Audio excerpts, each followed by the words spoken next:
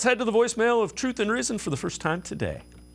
Yes, this is Keith calling from Columbus, Ohio once again. I just got a comment on this whole receiver thing. If bottom line it comes down to us trading that number 42 pick, I believe it is, in the second round for a proven receiver, as in someone of Jerry Jeudy, versus us drafting a rookie and taking a chance on a rookie, well, I just don't understand. Why would you put all the eggs in the bag on a rookie and not give it to a young, in his prime, proven receiver where you know what you're getting? If it takes giving up that number 42 pick to get Jerry Jeudy, I am just flabbergasted how we don't do it. Browns, roll the dice on a proven commodity in Jerry Jeudy, if that's what it's going to take. I'm sure it's a little bit more to it, but that number 42 pick is where it's at. Go get him. Go Brown. Go Dog Pound. Thank you, guys.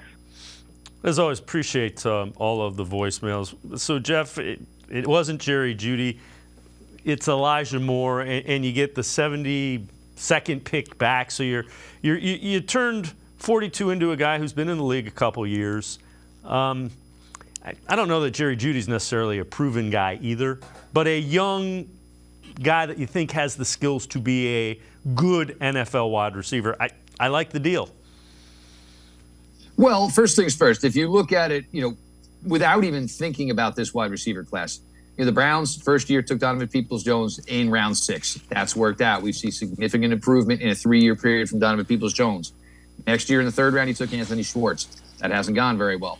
David Bell last year. Look, David Bell played, I would say, pretty good considering the circumstances, and there certainly weren't enough reps his way to give a full report or basically say where you think David Bell is at this point.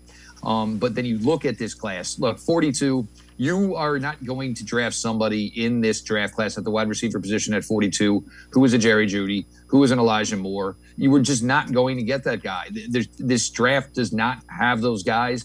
There were very few this offseason who were even available. So I 100% agree that giving up 42 was certainly the way to go here if you wanted to address wide receiver at 42. Obviously, this is what the Browns felt as they did this move now with Elijah Moore. We'll just pretend the caller, every time he said Jerry Jeudy, he meant to say Elijah Moore.